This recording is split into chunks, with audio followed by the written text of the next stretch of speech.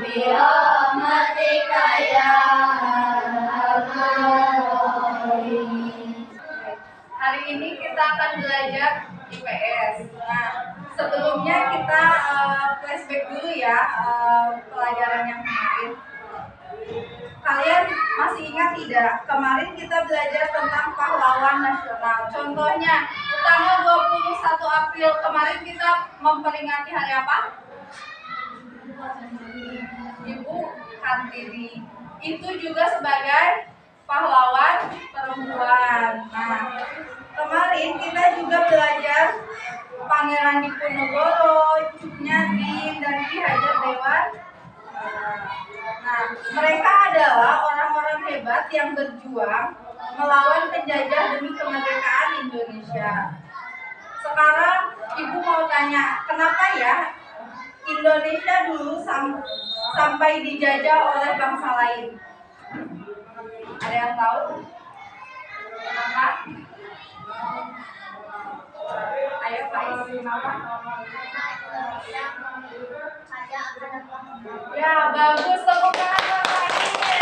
Nah, betul ya, karena di Indonesia ini kaya akan rempah-rempah, jadi banyak bangsa luar, bangsa asing yang tertarik kepada Indonesia dan menguasai Indonesia.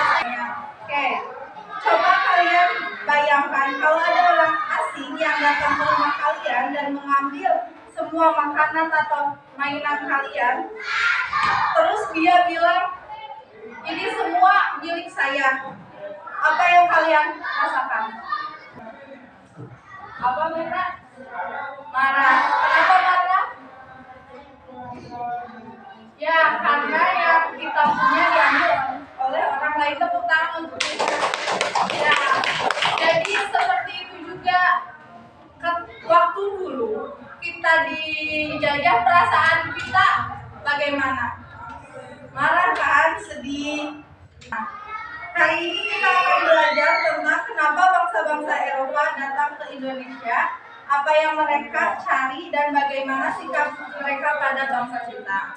Nah, setelah pembelajaran ini, Ibu harap kalian dapat memahami peristiwa kedatangan bangsa Barat di Indonesia dan mengidentifikasi latar belakang kedatangan bangsa-bangsa Eropa di Indonesia secara benar.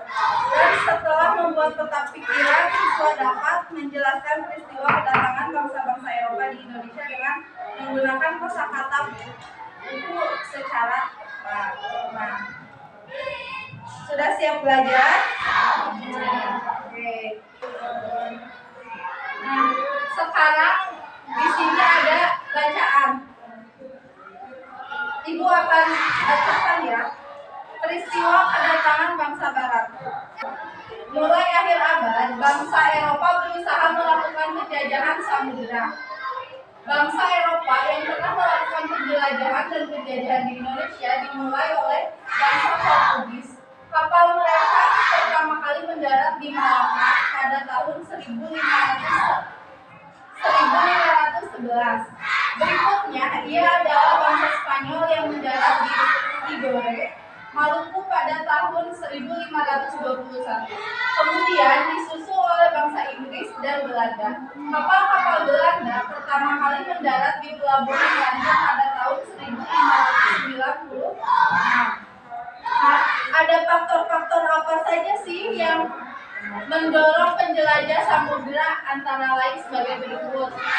Di sini faktor utama datangnya bangsa-bangsa Eropa ke Indonesia. Yang pertama, adanya keinginan mencari kekayaan atau sering disebut dengan gold. Kekayaan yang mereka cari terutama adalah rempah-rempah. Sekitar abad di Eropa, harga rempah-rempah sangat mahal. Harga rempah-rempah semahal emas atau gold. Mereka sangat membutuhkan rempah-rempah untuk industri obat-obatan dan bumbu masak. Nah, jadi salah satu alasan kenapa bangsa Eropa datang ke Indonesia itu karena Indonesia kaya akan rempah-rempah.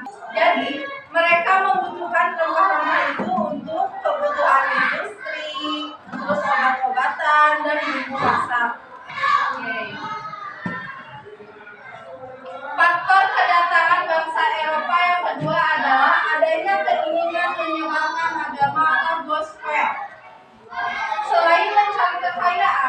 tanah jajahan, bangsa Eropa juga membawa misi khusus. Misi khusus tersebut adalah menyebarkan agama kepada penduduk daerah yang dikuasainya. Tugas mereka ini dianggap sebagai tugas suci yang harus dilaksanakan ke seluruh dunia dan dipelopori oleh bangsa Portugis. Nah, ibu pengen bertanya dulu, di Indonesia ada berapa agama yang diakui?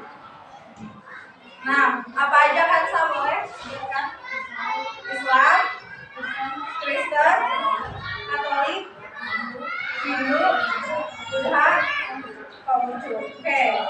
Nah, jadi keberagaman agama itu disebabkan juga oleh kedatangan bangsa asing datang ke Indonesia. Jadi, agama yang ada di Indonesia bisa beragam karena adanya para penjajah dulunya. Nah, jadi penjajah ini membawa agama untuk disebarkan di Indonesia. Betul ya? Terima kasih rasa tepuk tangan.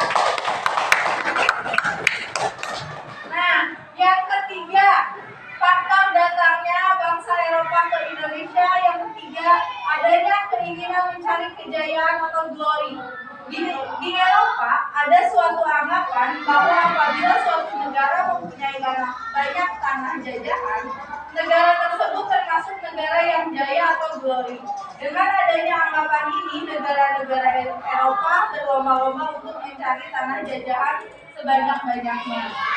Nah, jadi para penjajah itu bisa disebut serakah karena dia ingin mencari kejayaan, kekayaan. Jadi bukan hanya di Indonesia saja yang dijajah, tapi di negara lain juga dijajah. Yang keempat, adanya perkembangan ilmu pengetahuan dan teknologi. Ilmu pengetahuan dan teknologi berkembang pesat. Contohnya seperti berikut. 1. Berkembangnya teknik pembuatan kapal yang dapat digunakan untuk melalui samudra luas. Yang kedua, ditemukannya mesin untuk persenjataan. Senjata dapat digunakan untuk melindungi pelayaran dari ancaman bajak laut dan sebagainya. Ya, senjata dapat digunakan untuk melindungi pelayaran dari ancaman bajak laut dan sebagainya. Nah, itu ada 4 hal yang menjadi faktor utama alasan kenapa bangsa Eropa datang ke Indonesia. Sudah paham? Ada yang ingin ditanyakan? Oke, jika tidak ada yang ditanyakan, di sini ada soal yang harus kalian kerjakan. Dikerjakan secara individu ya, sendiri-sendiri. Oke, nanti setelah selesai kita simpulkan bersama-sama.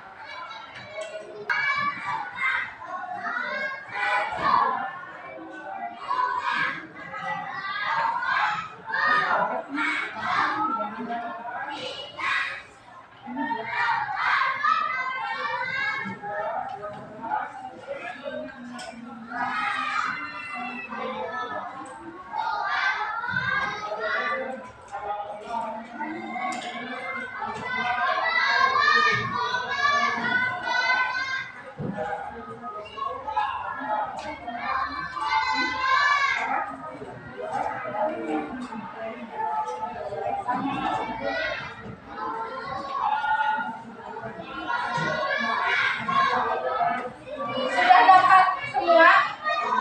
Oke. Di sini ada nama, kalian isi ya, nama, kelas, dan tanggal.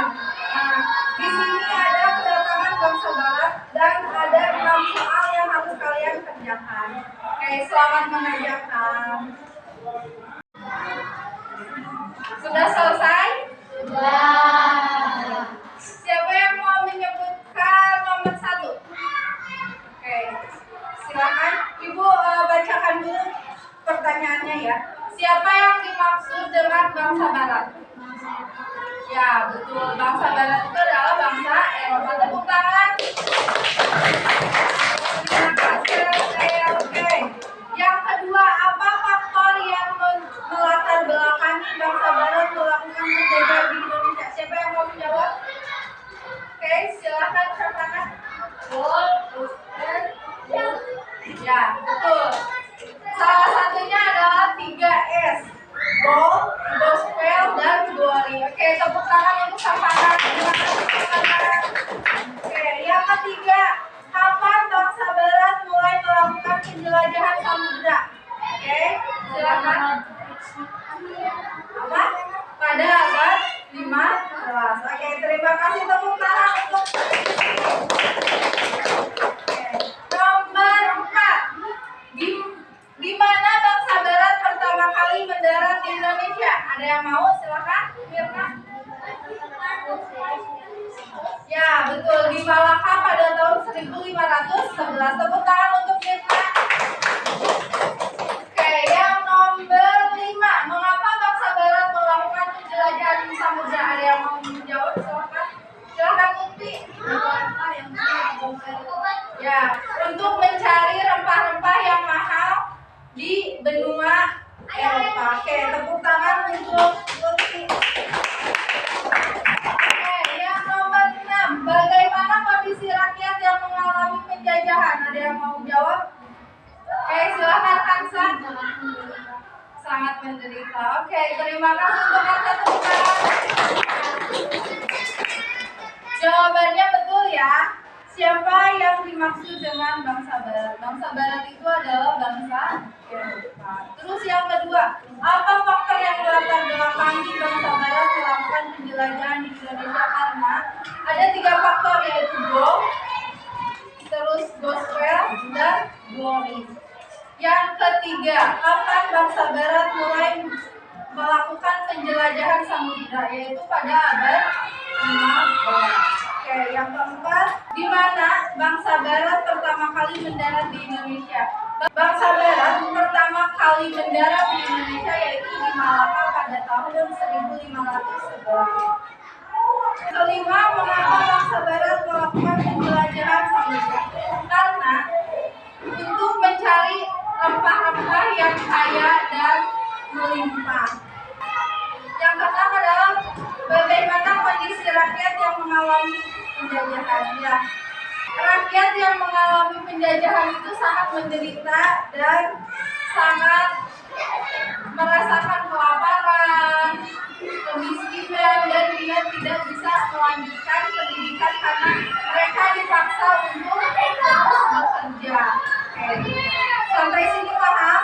Aku akan menayangkan sebuah video tentang kedatangan bangsa Barat. Ini ada sebuah video, tolong kalian simak baik-baik ya. Halo semua, Assalamualaikum warahmatullahi wabarakatuh. Pada kesempatan kali ini kita akan belajar materi kelas 5 tentang bersurat kedatangan bangsa Barat.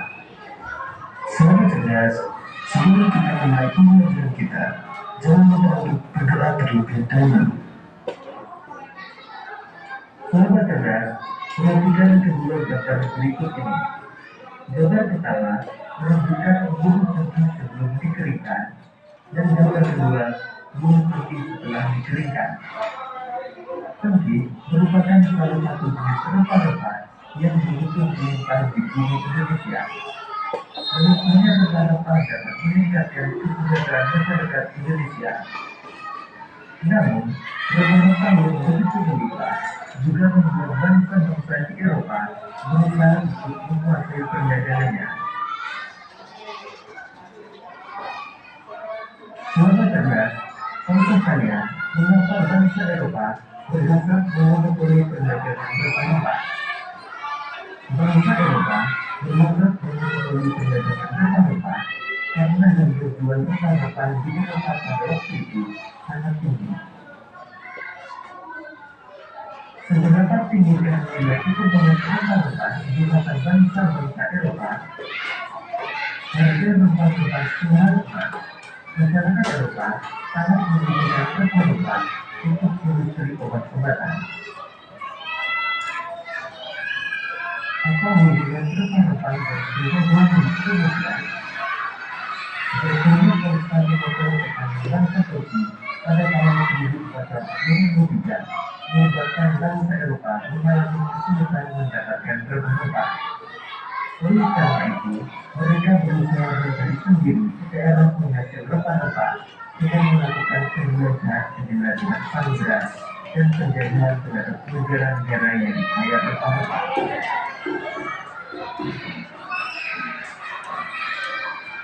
Sahabat cerdas, tahukah kalian manfaat itu? Tentu memiliki banyak manfaat, di antaranya sebagai bumbu masak, tentu digunakan dalam bentuk bunga itu atau dalam bentuk bubuk. Tentu juga dimanfaatkan oleh bangsa Cina dan Jepang sebagai dupa. Minyak itu digunakan sebagai aroma terapi dan obat sakit gigi. Obat saking banyak manfaatnya hingga menjadikan bernilai ekonomi tinggi. Oleh karena itulah, tentu merupakan salah satu bahan rempah-rempah yang menjadi beban bangsa-bangsa Eropa.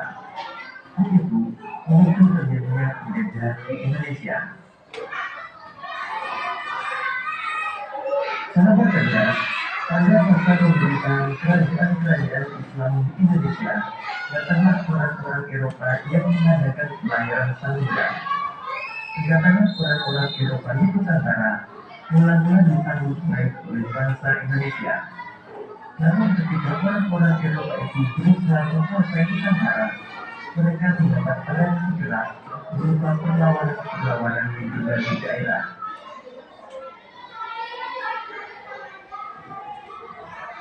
Mulai abad ke-15, bangsa Eropa berusaha melakukan penjajahan samudera. Dimulai dari bangsa Portugis yang pertama kali mendarat di Malaka pada tahun 1509. Kemudian bangsa Spanyol yang mendarat di Indonesia Maluku pada tahun 1521. Kemudian bangsa Belanda pertama kali mendarat di Pelabuhan Banten pada tahun 1596. Sahabat cerdas, berikut ini faktor-faktor pendorong penjajahan samudera yang dilakukan oleh bangsa-bangsa Eropa. Faktor-faktor tersebut adalah adanya keinginan mencari kekayaan atau gold, adanya keinginan menyebarkan agama atau kultur, adanya keinginan mencari kejayaan atau teori, dan yang terakhir perkembangan ilmu pengetahuan dan teknologi. Faktor pertama adalah adanya keinginan mencari kekayaan atau gold. Karena yang menentukan terutama adalah rempah-rempah. Sekitar abad ke-15 ditemukan harga yang mendapat penelitian. Harga menggunakan penggunaan emas atau gold. Rempah-rempah dibutuhkan untuk industri obat-obatan dan biru bapak.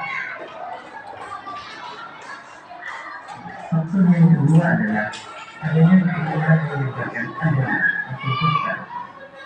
Selain mencari kekayaan dan tanah jajahan, bangsa Eropa juga membawa musik kudus. Musik kudus tersebut adalah menyebarkan agama kepada penduduk daerah yang dikuasainya. Tugas mereka ini dianggap sebagai tugas suci yang harus dilaksanakan ke seluruh dunia dan dipelopori oleh bangsa Portugis. Faktor yang ketiga adalah adanya keinginan mencari kejayaan atau glory. Di Eropa, ada suatu anggapan bahwa apabila suatu negara mempunyai banyak tanah jajahan, negara tersebut termasuk negara yang jaya atau glory. Dengan adanya anggapan ini, negara-negara Eropa berlomba-lomba untuk mencari tanah jajahan sebanyak-banyaknya. Faktor yang keempat adalah perkembangan ilmu pengetahuan dan teknologi. Ilmu pengetahuan dan teknologi berkembang pesat. Contohnya, dikembangkannya teknik pembuatan kapal yang dapat digunakan untuk mengarungi samudera luas. Kemudian ditemukannya listrik untuk persenjataan. Senjata dapat digunakan untuk melindungi pelayaran dari ancaman bajak laut. Selanjutnya ditemukannya kompas. Kompas digunakan sebagai penunjuk arah sehingga para penjelajah tidak perlu bergantung pada kebiasaan alam. Kemudian gagasan cerdas mengajar kita tentang peristiwa kedatangan bangsa Barat. Sampai jumpa pada pembelajaran berikutnya. Tetap semangat dan selamat belajar. Dari video tadi dapat kita simpulkan bahwa ada 4 faktor. Salah satunya 3G, yaitu faktor apa saja? Goal, gospel, dan glory.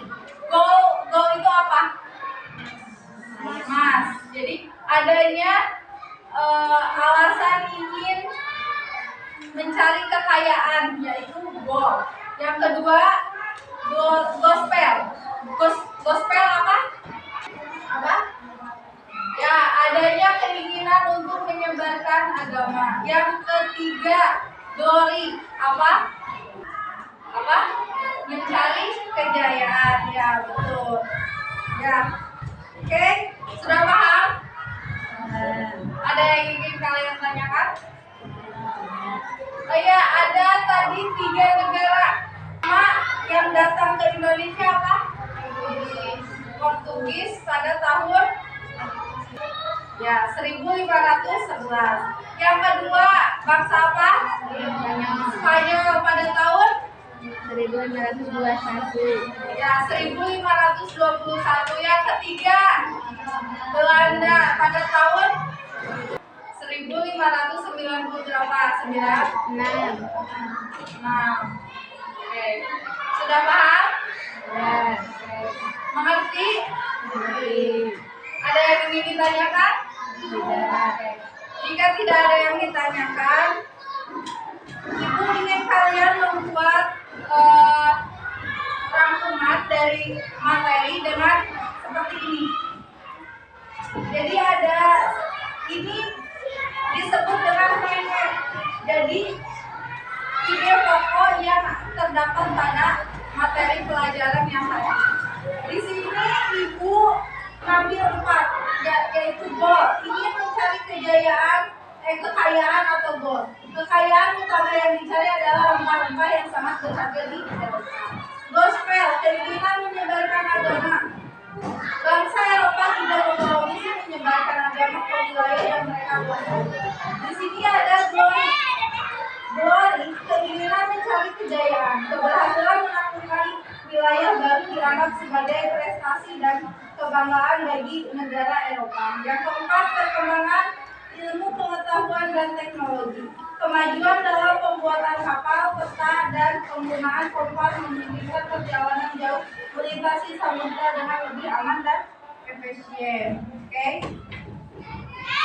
Kalian buat kesimpulan tentang 4 faktor yang mempengaruhi bangsa Eropa datang ke Indonesia. Oke?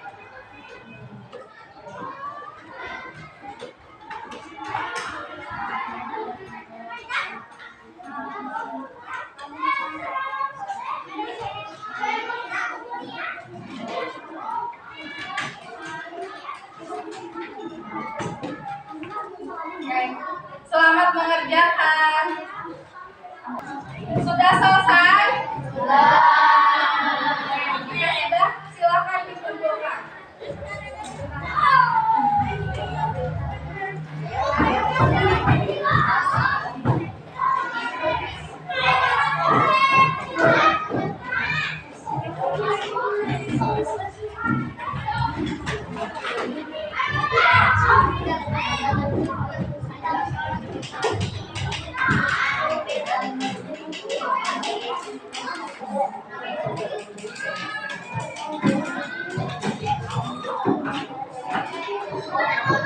Oke, sebelum Ibu akhiri semuanya, kita beri kesimpulan dulu untuk pembelajaran hari ini. Oke, ada 4 faktor datangnya bangsa Eropa ke Indonesia. Salah satunya apa? 1, goal. Goal itu apa? Keinginan untuk mencari kekayaan. Yang kedua, gospel. Gospel itu apa? Ya, keinginan untuk menyebarkan agama. Yang ketiga, glory, keinginan untuk mencari kejayaan. Terus yang keempat ada perkembangan ilmu pengetahuan dan teknologi. Teknologi apa saja? Kapal, terus kompas, satu lagi peta. Oke. Mengerti? Ada yang ingin ditanyakan? Bagaimana pembelajaran hari ini? Oke. Semoga pembelajaran hari ini bisa bermanfaat untuk kita semua ya. Oke, selamat bertemu di pertemuan selanjutnya. Semoga kita selalu diberikan kesehatan. Ibu cukupkan pembelajaran hari ini. Sebelum kita tutup, kita berdoa dulu untuk KM. Silakan Ibu.